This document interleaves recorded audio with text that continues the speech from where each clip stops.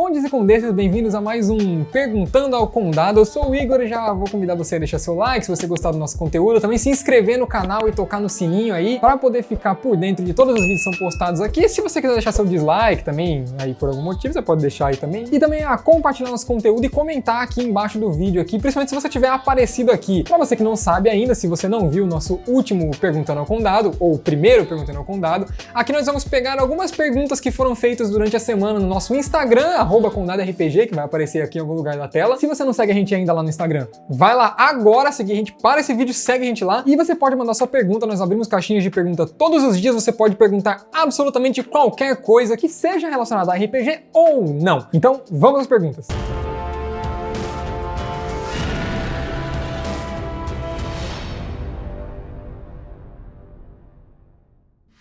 Full classe é melhor que multiclasse, sim, e por quê? Bom, geralmente full classe é melhor que multiclasse, para não dizer sempre. Eu não vou colocar sempre, porque existem algumas multiclasses que são bem úteis e podem ser interessantes em certos níveis, né? Quando elas conseguem atingir aquele pico de poder tão sonhado dos combeiros, de fazer aquela multiclasse absurda que vai ficar muito forte no nível 13.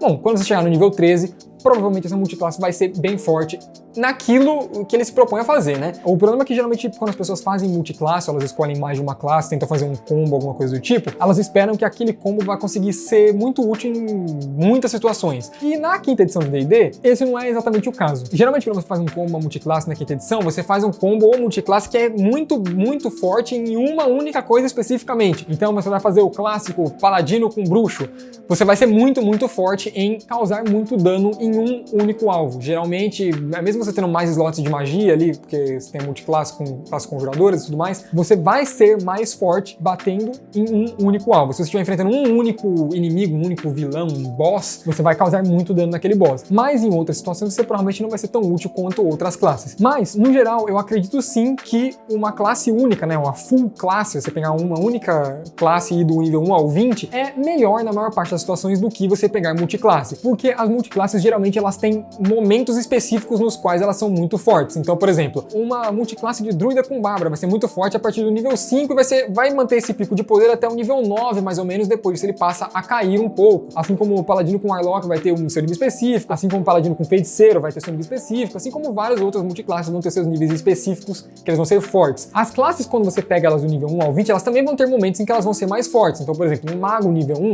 é obviamente mais fraco do que o mago no nível 5, mas ainda assim as classes elas foram pensadas para ser mais ou menos, e preste bem atenção nessa parte da frase, mais ou menos equilibradas. Elas não são 100% equilibradas, né? Seria quase impossível de fazer algo do tipo, apesar de eles terem tentado muito que todas as classes e arquétipos fossem mais ou menos equilibradas durante todo o período do jogo. Isso não costuma acontecer, infelizmente, mas ainda assim é mais equilibrado do que você ter multiclasse, porque você deixa de pegar níveis importantes em momentos importantes do jogo. Então, por exemplo, se você faz uma multiclasse de paladino com bruxo e você não pega ataque extra no nível 5, isso vai fazer muita falta na sua curva de dano, na curva de dano que foi planejada pro paladino, ou na curva de dano que foi planejado pro bruxo naquele nível. Você provavelmente vai ficar atrás de outras classes até que você consiga atingir o momento em que aquilo vai ficar forte. Então, no geral, eu acho que sim, uma única classe do nível 1 ao 20 vai ser mais forte na maior parte do tempo, comparativamente a uma multiclasse qualquer que ela seja. Não escuto um te amo fazem 2 anos. Te amo. O que fazer quando os jogadores só ficam zoando? É legal, mas a aventura não rende. Bom, acho que isso é uma questão que deve ser resolvida antes do jogo, na verdade, mas durante o jogo também. O que eu quero dizer com isso? Bom, você deve apresentar a proposta do seu jogo para os seus jogadores para que eles entendam o que você quer antes do jogo começar. Então, se você não quer uma mesa que seja muito descontraída, uma mesa cômica, com momentos engraçados, assim, não que isso seja um problema, mesmo uma mesa séria, vai ter momentos cômicos, vai ter momentos relaxados, vai ter momentos descontraídos. Isso é normal, isso é natural e eu acho que, inclusive, você deve ter esses momentos na sua mesa. Mas se isso estiver acontecendo o tempo todo e o que você esperava do jogo é que o jogo fosse um jogo sério, com mais momentos tensos, mais momentos assim, a serem momentos de reflexão para os personagens e para os jogadores, e eles ficam fazendo piadas em momentos que deveriam ser sérios, por exemplo, ou você pode conversar com eles e dizer, gente, não era a proposta que eu tinha pro jogo, mesmo que você não tenha apresentado essa proposta antes, né? Você pode dizer, não era o que eu queria para esse jogo, eu queria que ele fosse mais sério, será que a gente pode tentar levar mais a sério e tudo mais? Eu acho que essa é uma conversa válida para se ter com seus jogadores, e se mesmo assim, ou se eles disserem para você, não, mas a gente não quer isso, a gente quer um jogo mais descontraído, aí talvez seja você que tem que se adaptar a eles. Ou então, no último dos casos, você pode simplesmente parar a mesa, dizer, não, tudo bem, vocês querem uma coisa, eu quero outra, não tô me sentindo confortável, não quero mais jogar. A gente pode jogar então outra mesa, começar outra história, outra campanha, nesse jeito que vocês querem, ou do jeito como eu prefiro. Alguém vai ter que ceder nesse momento. Sempre que possível, antes do jogo começar, deixe muito clara a proposta, aquilo que você quer daquele jogo, e espere que os seus jogadores também deem a opinião deles para poder formular a mesa que seja mais confortável e ideal para o maior número de pessoas. É difícil ser para todo mundo, mas para o maior número de pessoas. Vamos lá, X1 quem vence? De um lado Tiamat, Rainha dos Dragões Malignos, e do outro Tarrasque, o Godzilla do D&D. Tiamat bem fácil, inclusive. Na quinta edição, pelo menos, bem fácil. Na 3.5 eu acho que também é fácil. Quais são as criaturas mais interessantes para um encontro num reino predominantemente vegetal? Bom, isso depende um pouco, depende de que você está querendo com esse encontro, mas no geral eu diria que aquelas criaturas clássicas são bem interessantes, né, como Entes, né, Trents, eu não lembro como é que é o nome em português, acho que tá Entes, e eu diria que um dos meus favoritos seria Dríades. Eu acho que Dríades são criaturas, na verdade todas as ninfas, no geral, eu amo Nereidas, por exemplo, mas eu acho que as Dríades são bem legais também. Se você fizer uma Dríade corrompida ali, e estiver numa área que por algum motivo foi corrompida daquele reino vegetal, eu acho que seria bem interessante ela poder animar algumas plantas, colocar uma Dríade um pouco mais forte. E se você quiser sair do âmbito vegetal especificamente, você pode ir para criaturas que são mais comuns nesses âmbitos. Não vou falar aqui de aranha gigante, porque todo mundo tá saco cheio de aranha gigante já, mas eu adoro bruxas. Eu acho que bruxas se encaixam em quaisquer situações que você quiser, você pode colocar uma bruxa. Então nesse caso seria uma bruxa verde, uma Green Hag, ou talvez sombras. Eu já fiz um encontro que foi muito marcante com meus jogadores, com uma Dríade, algumas sombras e blights, que eu não lembro a tradução em português, mas são essas criaturazinhas aqui, que são de plantas também. Então você pode tentar dar uma variada e colocar algumas outras coisas adjacentes ali que façam sentido naquele local. Você acha errado combar mesmo que seja para ajudar sua party? Eu não acho errado combar em nenhuma situação. A única situação em que eu acho errado combar é se o seu mestre virar para você e disser, por favor, gente, não combem nesse jogo, eu não quero lidar com combos, e você combar mesmo assim. Aí eu acho que é errado. Se o seu mestre não estabelecer isso, eu não acho que é errado em momento nenhum. Eu não sou contra combos, assim, eu sou contra combos do ponto de vista de que eu acho que combo não é bom na quinta edição mais.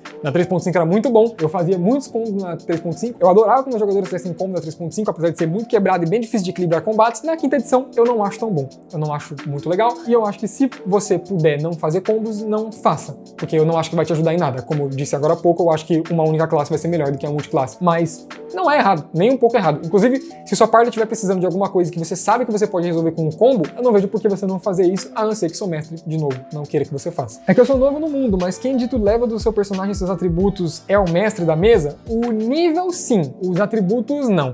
E o nível sim só se ele não estiver utilizando regra de XP, porque aí, bom, tecnicamente ele dita sim, né, o nível que você vai estar, porque ele vai escolher os monstros que vão aparecer e o XP que vocês vão ganhar ali, mesmo que tenha um XP tabelado, né, o mestre pode alterar isso, ele escolhe, mas se você estiver usando Milestone, né, você só subir de nível em momentos específicos, sim, o mestre vai escolher quando esses níveis vão acontecer, quando esses level ups vão acontecer. Os seus atributos não, quer dizer, mais ou menos, eles podem ser gerados aleatoriamente se o seu mestre disser, nós vamos fazer a rolagem de atributos, né, com dados. Se ele disser que vai utilizar o sistema de point buy, que é um sistema que tem os atributos fixos, aí mais ou menos foi ele que escolheu os atributos que vocês vão ter ali, não aonde eles vão estar colocados, mas quais vão ser os valores desses atributos. Mas, no geral, quem escolhe os atributos, assim, via de regra, se a gente for determinar de quem parte a escolha, são os jogadores. Como reagir à piadinha do player que não teve graça nenhuma, não quero parecer chata, KKK. Se essa piadinha que não teve graça nenhuma, foi uma piadinha com alguma conotação assim machista, homofóbica, alguma coisa problemática do ponto de vista assim de convívio social que a pessoa não deveria ter, uma piada racista, alguma coisa do tipo, aí é uma coisa, acho que você tem que dar na goela da pessoa, você tem que, sei lá, dar um esporro nela na frente de todo mundo mesmo pra ela entender que não é pra ela tá fazendo, e talvez se isso continuar se repetindo, até remover a pessoa da mesa, porque aqui não tem paciência com esse tipo de coisa não, eu não acho que essa pessoa deveria nem estar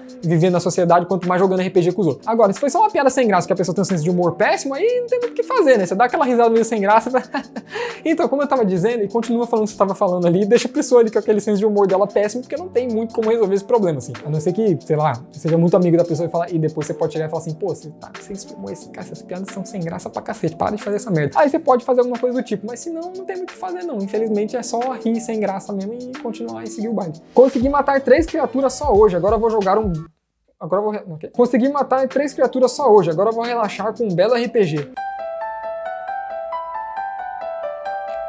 O que Quer saber? Não quero saber não, deixa pra lá. Aí, meu grupo tá no nível 20 e não quero abandonar os personagens, dá pra fazer nível 21? E a outra é, tem alguma adaptação de D&D quinta edição que deixa os personagens chegarem no nível 30? Eu vou dar a mesma resposta pras duas, apesar das perguntas serem diferentes. Assim, dá pra fazer, existem adaptações, se vocês procurarem, vocês vão encontrar coisas feitas por terceiros, né, tipo no DMs Guild ou algum outro site assim que disponibiliza essas coisas, tem o Drive-Thru RPG, esses sites que são conhecidos da galera do RPG, se você não conhece, você pode dar uma olhada lá pra procurar esse tipo de material, você provavelmente vai achar, isso falando legalmente, né, você vai ter que pagar por isso, né, não vou indicar aqui que você entre no The Trove e procure lá, porque isso é ilegal, eu não vou fazer esse tipo de indicação, mas existem sim adaptações feitas por outras pessoas pra você continuar jogando na quinta edição depois do nível 20. Na 3.5 existe inclusive um manual dos níveis épicos oficial, você pode dar uma olhada lá, talvez até para ter algumas ideias para sua campanha de quinta edição. Dito isso, eu vou dizer, não façam isso, gente. Sério, por favor, não façam isso. Eu nunca joguei uma campanha acima do nível 20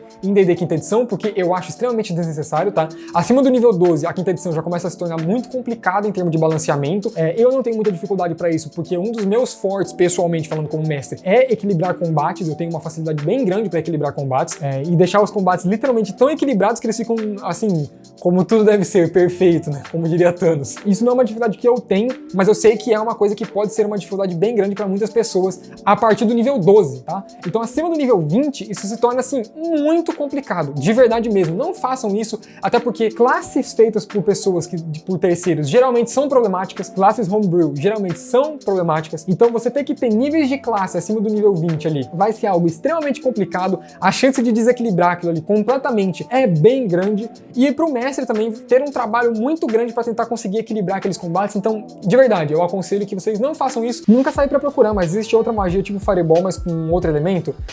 Você pode alterar o elemento, pedir pro mestre para você mudar o elemento da sua Fireball, mas ela vai virar só daquele elemento, então não é exatamente a mesma coisa. Exatamente igual o Fireball com outro elemento, não, mas você tem Relâmpago, por exemplo, que é uma magia também de terceiro círculo, que dá a mesma quantidade de dano de Fireball, só que em vez de dano de fogo, ela dá dano elétrico, e ela dá dano em uma linha. Ela não é um dano em área circular, né, mas ela dá dano em uma linha, então é mais ou menos a mesma coisa. Ela também é um dano em área, ele pode ser muito útil em algumas situações, e depois, acima do terceiro círculo, você tem algumas outras magias que vão dar dano de veneno, ácido, até dano de fogo também, dano elétrico também, você tem outras magias que dão dano em área, que não são Fireball e tem outro elemento. Então, sim, existe. Criar um undead bardo tocador de heavy metal é válido ou fora dos padrões? É válido e é fora dos padrões, ao mesmo tempo. Assim, na verdade, nem é tão fora dos padrões, assim. Algumas pessoas já tentaram fazer coisas do tipo, né? Tem aquele famoso bardo necromante que vai tocar heavy metal e levantar os mortos pra tocar o terror. Todo mundo já viu esse meme em algum lugar, provavelmente. Se você não viu, tá aí. Sim, é válido e fora dos padrões. As duas coisas não são mutuamente excludentes, então... Dicas pra trazer o horror cósmico de Lovecraft no RPG. Sou bilíngue, sabia? Bom, para isso você precisa primeiro, como toda vez que alguém pergunta sobre algum gênero aqui, tudo que eu vou responder sempre é que você primeiro precisa entender quais são as bases do gênero que você está querendo narrar. O horror cósmico, ele é um subtipo de horror muito específico, né? Ele trata de questões específicas, com uma pegada, assim, uma vibe, uma ambientação específica e tocando em pontos, assim, que são bem característicos desse tipo de gênero, né? Então, por exemplo, os personagens em horror cósmico, geralmente são não muito importantes para aquilo que está acontecendo. Isso é muito bem representado no sistema de Call of Cthulhu, por exemplo, em que você tem personagens que eles são bem descaracterizados, assim, é bem difícil você criar uma característica específica e marcante daquele personagem na ficha. Você pode criar na interpretação, mas na ficha do personagem você não vai conseguir fazer isso muito bem, porque o sistema ele é feito para você descaracterizar o máximo possível aquele personagem, porque o fato é que a humanidade não importa. Tudo aquilo vai deixar de existir em algum momento. Os grandes antigos vão retornar para o plano material e o mundo vai ser destruído e todo mundo vai morrer. Mas descaracterizar esses personagens, deixar eles sendo menos importantes, não significa que você não vai dar atenção nenhuma a eles, até porque você tem que criar um vínculo dos jogadores com os seus personagens e com os outros personagens da mesa, porque quando eles morrerem, e eles vão morrer, esse é outro ponto, eles provavelmente não vão sobreviver, tá? No final das contas, eles vão perder, e mesmo que eles ganhem, eles só adiaram a derrota deles. Isso é um fato muito importante em tudo que é a obra de Lovecraft, em tudo que é a obra de horror cósmico pós-Lovecraft. Eles têm que se importar com os personagens deles ao ponto deles temerem a morte dos personagens deles e dos amigos deles que estão ali jogando com eles também, mas mas não ao ponto deles acreditarem fielmente que eles são os protagonistas da história e que tudo vai ficar bem. Eles têm que sempre ter a impressão de que tudo vai dar extremamente errado, porque provavelmente vai. Além disso, o aspecto das criaturas que eles enfrentam nesse tipo de horror é um aspecto diferente daquele famoso sangue e ossos que você vê toda hora em outros tipos de horror. Então, no horror Lovecraftiano, no horror cósmico como um todo, você usa muito umas gosmas, geleia, assim, tipo cubo gelatinoso da vida, assim, esse tipo de coisa. Esse tipo de material pegajoso, por exemplo, uma pele derretida, esse tipo de coisa bem nojento. Essas coisas bem viscosas, tipo tentáculos, por exemplo, aqui. É esse tipo de coisa que você vai ver